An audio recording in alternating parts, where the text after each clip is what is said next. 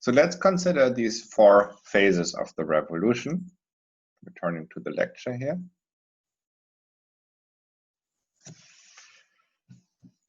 The first phase lasted from 1765, when the colonists first began to protest against taxes on importation, and then later on, of course, there was a back and forth where some revenue measures were withdrawn by the British and others introduced. Later on, you have the Stamp Act and eventually the coercive or intolerable acts that take away much of the self-governance that the colonies had enjoyed. But this first phase of the revolution that lasts from 1765, when the first protests emerge against British policy in the colonies, to 1776, when the colonists declare independence, few people questioned at this point that the king had the right to govern the colonies.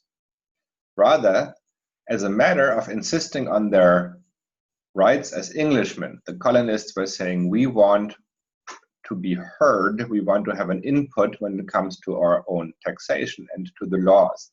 After all, the colonies were very much used to being left to their own devices when it came to governing. For instance, the Charter for Massachusetts or for Virginia, that were two important colonies at the time, both gave the colonists far-reaching authority to elect their own representatives and to make their own laws. But the laws that affected them that were made in Britain were made without their representation. They did not elect people to sit in the British Parliament in Westminster. Nevertheless, there were hardly any colonists who argued at this point that the king was a bad king or that he was abusing his authority, but rather that it was Parliament that was overstepping the boundaries of its authority, and that appealed, the colonies appealed to the king to set that right. It took a long time, therefore, for American colonists who were critical of the royal government to come around to that radical step of wanting to get rid of the king and starting a revolution to make their own nation. The moment that this really began was on July 4th, 1776, with the Declaration of Independence. And in the second phase of the revolution, that encompasses the years that the War of Independence lasted from 1776 to 1783, the colonies were maybe fighting the British, but just as importantly, the colonial population split. About 2/3 of free white colonists identified as patriots and fought against the British, actively wanted to be an independent nation and a republic. But about 1/3 of the colonial British population remained loyal to the king, and these loyalists fought against patriots. They joined the British, they supported the British troops, and they were in control of many important cities, most notably New York. However, in the areas in the country where neither the Continental Army nor the British Army was clearly in charge, that conflict between patriots and loyalists turned into a nasty civil war, where people were forming militias and fighting each other over that question. Do we want to be an independent country, or do we want to remain loyal to the crown? This conflict, of course, was decided in 1783 with the military victory of the colonists. Therefore, in 1783, the country was not just independent by its own declaration, but also recognized by the British and now at peace. And so only with the end of the War of Independence did the United States truly become secure in their independence. Between 1783 and 1789, which is the year that the Constitution, as we know it, goes into effect, is the third phase of the revolution. At this point, the conflict is between groups that I've labeled as Democrats and conservatives. They're both patriots. In fact, the patriots, after they have won the war, expel, kick out of the country many of the loyalists and confiscate their property. So all that remains now in the newly independent United States are patriots who then, now that they can safely do that because they no longer have to stick together to fight the king, split apart into people who want more democracy and people who want more of a representative government, or in some cases even a monarchy. This conflict is decided in 1789, or really in 1788, when the constitution is adopted by the states in a popular vote. It is a narrow victory for the conservative wing of the patriots. Nonetheless, it is a clear victory, and it means that democracy is not going to happen for another 2 or 3 generations. So the purpose of the constitution, as we will see, is mostly to roll back democratic participation by common people in the government that had been established in the war and in the years between 1783 and 1789. Under the constitution, government is safely back in the hands of the wealthiest Americans. They alone have the right to vote, they alone are represented in Congress, and they make the laws to suit their own interests. No sooner has this group prevailed, however, and has established a constitutional government than that it also splits into 2 competing groups: Democratic Republicans on the left and Federalists on the right. Between 1789 and 1800, these 2 groups fight each other within the framework of the institutions created under the Constitution, the presidency, Congress, the Supreme Court, over how to shape the republic with this system of constitutional government.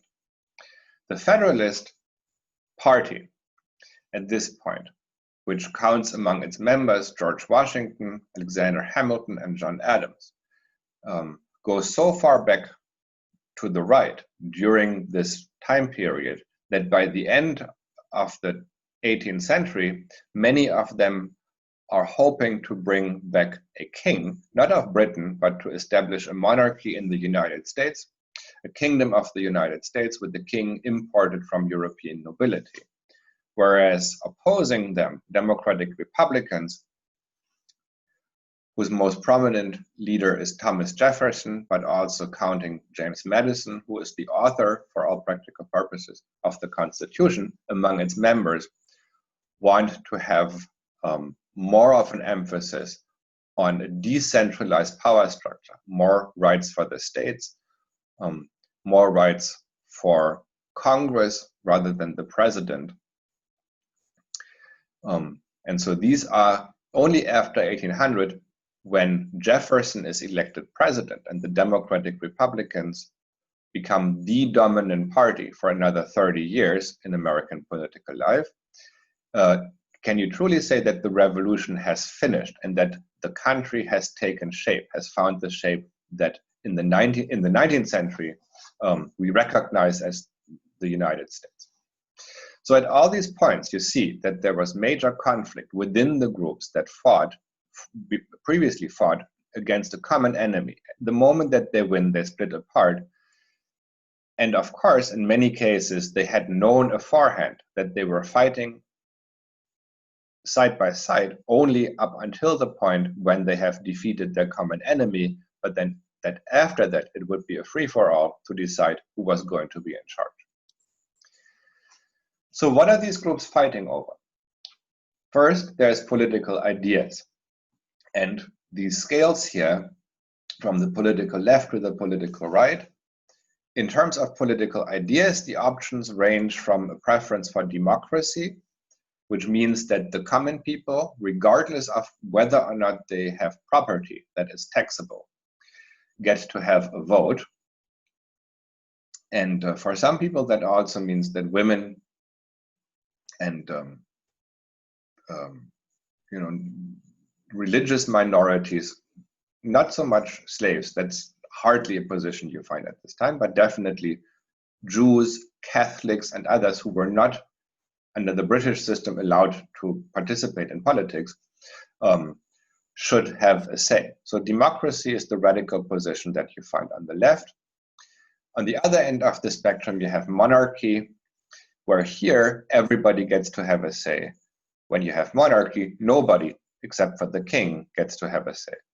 And somewhere in the middle is a vision of representative government that, if you look at the British system, really is already in place there, because the people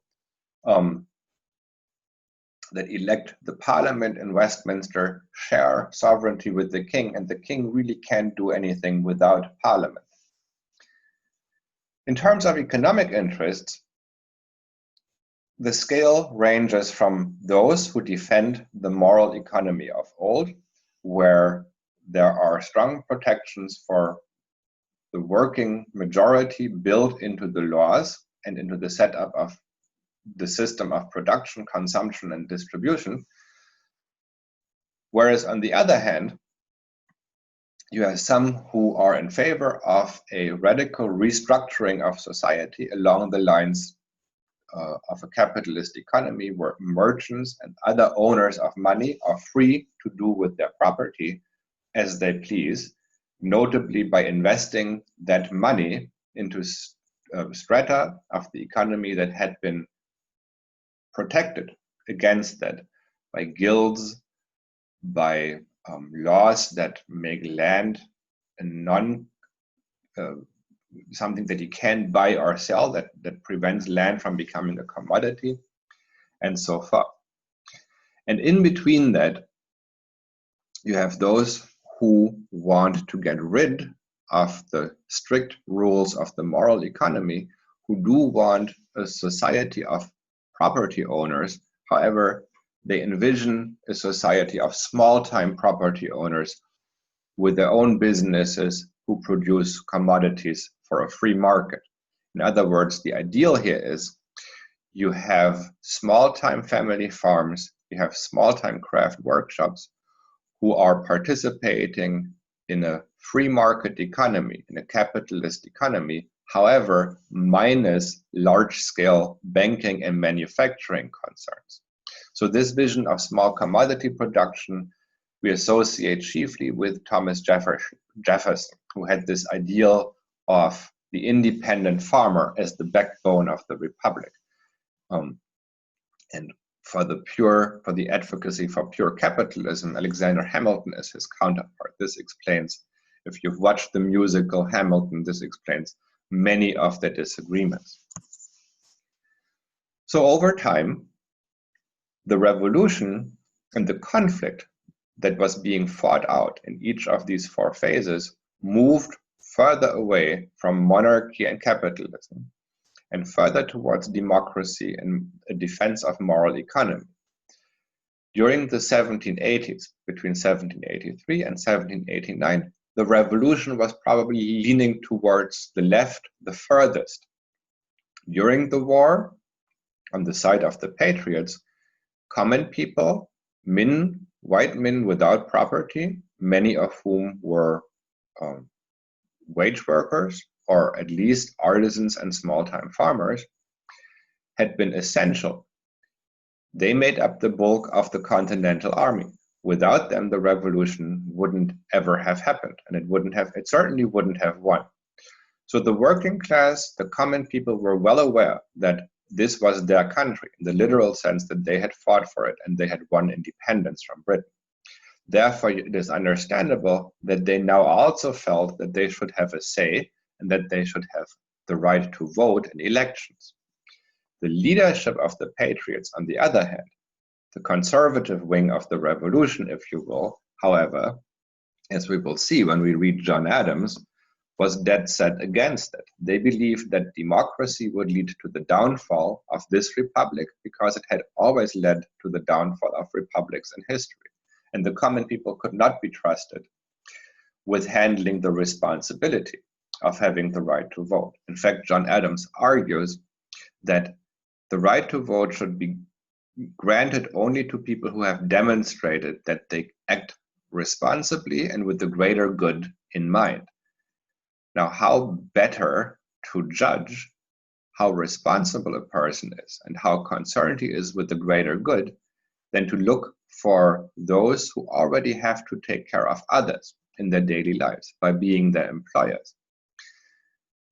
And if you have managed to amass a great amount of wealth and to keep it, then that is a good indicator of your responsible attitude, your responsible character. Therefore,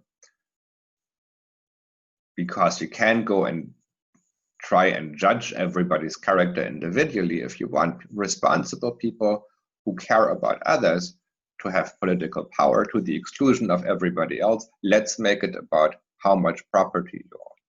So the conservative vision of a well-ordered republic says the people are sovereign. It is a republic and sovereignty rests with all the people. But that doesn't mean that everybody gets to have a say in how the power implied in this sovereignty is wielded.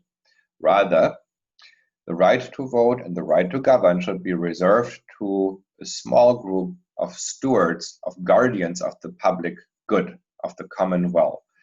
And those people would be essentially adult white men with substantial amounts of property. But even among that group, in the 1790s, you see they don't see eye to eye on everything. Once they have power, once they are the ones exclusively in power in the 1790s, they nonetheless differ as to just how much stewardship of the common good there should be, or how much responsibility you can still leave to the people proper. So by the end of the 18th century, in fact, the scales that represent the political ideas and the economic interests that are the root of the fighting that takes place in and before and after this revolution can be mapped pretty clearly onto the different political groups. The Federalists, as a small party in government in the 1790s, are clearly in favor of a modern capitalist system with a strong banking sector and the national bank at the center, as Alexander Hamilton lays out in his reports to Congress and in his policies. And by the end of the 18th century, many Federalists are experiencing buyer's remorse when it comes to a republic and are advocating for a return to monarchy. Even in 1796, John Adams insists that the President of the United States be referred to as His Excellency. So he wants to bring elements of a monarchical show of deference and representation into even a republican form of government. Jefferson's Democratic Republicans occupy the middle of the spectrum here. They are in favor of representative government. So they do want elected representatives of the people to be the main holders of federal power. And they want a society that enables most people, most male heads of households, to become owners of their own property in some kind of productive capacity, as the owner of a shop, or better yet, a piece of land. And capitalism, fully developed capitalism, where banks, merchant capital, and so forth, and of course factories with manufacturing on a large scale become a reality, is something that Jefferson and his party reject. The democratic left wing of the revolution, however, that had been in favor of giving everybody, every white adult male, the right to vote at the very minimum, and that wanted to hold on to many of the institutions of the moral economy, who were less interested in the freedom to do as you please with your property, and more interested in the question of, do we have enough to eat in a working class family? This democratic left wing of the revolution, who made up the bulk of the patriots, that is to say, who are the people who actually fought in the war and bled and sacrificed to make the country independent, were sidelined by 1789 and played no further role arguably perhaps until the age of Andrew Jackson in the 1820s. If you look at the documents that were defining of the different phases of this revolution, you can also get a sense that there is a rapid leftward movement, and then we return back to the right on the political spectrum as the revolution winds down.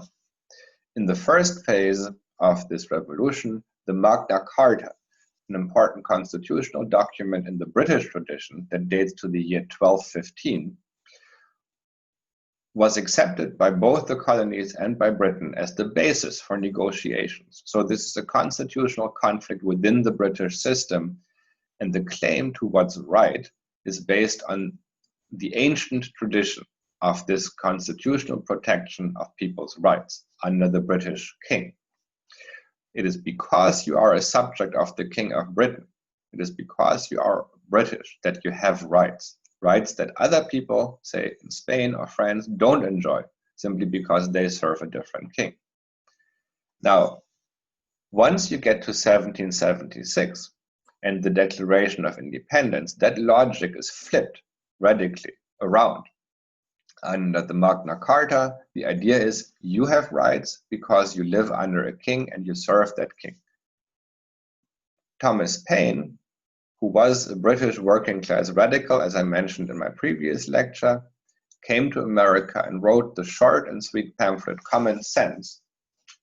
In that book makes the case that, in fact, nothing in tradition, nothing in the long line of monarchical rule establishes any right at all. Nothing that cannot be accepted by the people through their own insight, that is not willed by the people, has a claim to legitimacy. If you look at the origins of monarchy, Thomas Paine argues, it really is just a bunch of men with clubs and swords who come in and say, we are now in charge. That act of violence, or the threat of violence, can be the basis for a legitimate government. The only basis for a valid form of government is reason and freedom. Therefore, a republic without a king, where the people themselves are the authors of their own laws, yields a government that is legitimate. In Common Sense, the book Common Sense is sold in 100,000 copies, with the population of the colonies of 2.5 million at this time. It is in fact a bestseller that is topped at the time only by the Bible. And in the Bible, for the Bible we're counting here, print runs from the beginning of time, whereas Common Sense gets to that print run in 2 years. So it is widely read, it is highly influential, it really changes people's thinking. And suddenly the king, who looked like an immutable power center, who you couldn't question, becomes an illegitimate, even ridiculous figure. But this radicalism of Common Sense, with its emphasis that everybody gets to have a say in government, that all authority in society can be questioned, if it can justify itself to the people, it is null and void, goes too far for many people. And of course, this is tied in with the lower level authorities that you get in any society. Ministers, the wealthy, the mayor, the local judge, and so forth, many of whom in the colonies, of course, support the revolution and join the patriots, but they are starting to have second thoughts, because if truly the people carry through these ideas, these radical ideas of Mr. Thomas Paine, then maybe their own power and their own authority on the local level would be in question. And when we look at the rift between Jonathan Sewell, who is a royal official in Boston, Massachusetts, and loyal to his king, and John Adams, who is an old friend of Jonathan Sewell's, who went to, I think they both went to Harvard Law together, who worked together as lawyers in Boston and who share many values and political ideals, nonetheless end up on two different sides of this revolution. Sewall remaining a loyalist and fighting for the king, and Adams becoming a patriot, organizing the fight against the king. So I believe we will see, and I expect that the group will articulate some of this in their presentation this week, that the defining issue for this split that runs through a group of well-situated professionals in the colonies is about just how scared they are that the common people, once they have a taste of power, once they get a sense that they have a right to participate in government, will upend all social order. In other words, what if you take away the top of the pyramid? If you chop off the king, what happens to that whole latticework of authority that runs through society? Is that all going to be thrown out the window? And for those people who are afraid that, yes, it will just be chaos, it will be anarchy, people running wild, accepting no authority whatsoever, no morality, no limitations on their whim, those are people who are likely to remain loyal to the king because they don't want to take those chances.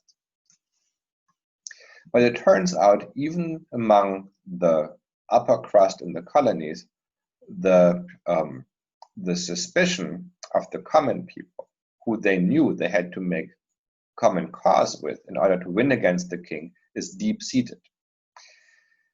When you look at the Declaration of Independence, that is the founding document of this country and that tells the world why American colonists believe they should have their own country, it starts with radical notions of equality and individual rights. We hold these truths to be self-evident, that all men are created equal and are endowed by their creator with certain inalienable rights, and that among these are the rights to life, liberty, and the pursuit of happiness. And quoted roughly that if a government doesn't give people these rights, doesn't secure these rights, it is not doing its job and therefore needs to be replaced with a different government. Because the only purpose and the only justification of government is to safeguard those rights that people have in a state of nature, whether or not there is already a government. So yes, the Declaration of Independence reflects the flipped polarity. It reflects the point of view that Tom Paine comes from.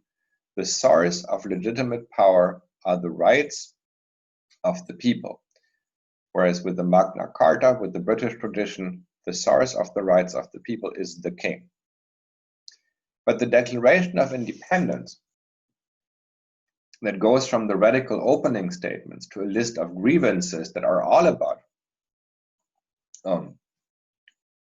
things that bother the colonial elites most, and that most of the common people couldn't have cared less about, is considered by many in the left wing of the revolution to be too timid. So when the Declaration of Independence is read out loud to the people of the colonies, to let them know what it is that they agreed to fight for, it gets booed by the radical population that has mobilized itself to fight against the crown, because they think it is just far too moderate and doesn't go far enough in saying these are the reasons why we want to have self-government. Finally, when you look at the Constitution that comes to define the fourth and last phase of this revolution, it makes no mention whatsoever of the rights of individuals. Yes, it starts with the phrase, "we the people," but that's about all. After that, it is essentially a manual for how to use sovereign power, which institution gets to have what rights, how the power is distributed amongst them. it is concerned with the power of government. It is not concerned with the rights of individuals. And if you think of the Bill of Rights, the first 10 amendments to the Constitution, you might know that they were tacked on to the original text because James Madison and others who had written the Constitution and wanted to see it passed by popular vote thought that if you addressed the complaint by some people who were going to vote against the Constitution because it didn't protect individual rights, would be addressed if you added on this, this Bill of Rights, these first 10 amendments. But they're not systematically part of the Constitution, and they don't really partake of the same spirit of the Constitution. And that the point of this document was to get back away from this radical reliance on the power of the people that came out of common sense and that still carried through in the Declaration of Independence. So the Constitution really says no more of this. We want the people to be sovereign. We want them to be the owners of the government, but we don't want them to be the ones who actually use that power through elections and through serving in that government. So if you look at who won at each of the phases of this revolution, when the colonists won against the British, they split into patriots and loyalists. That fight that lasted throughout this War of Independence ended with the patriots emerging victorious, who then split up into Democrats and conservatives.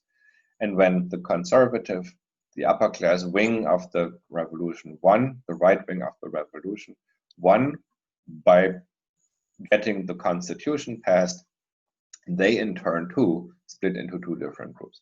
And once again, here you see how this maps on the political ideas where all these groups fall, and just how far back to the starting point you are in the beginning.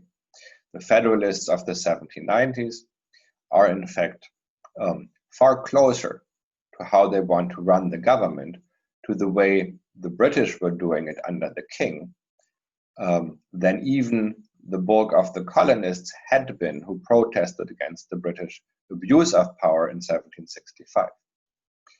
The difference, of course, being that the Federalists were now acting within the framework of an independent country of the United States. But they wanted these United States to be almost an exact blueprint of the British system, which they considered to be a winning model.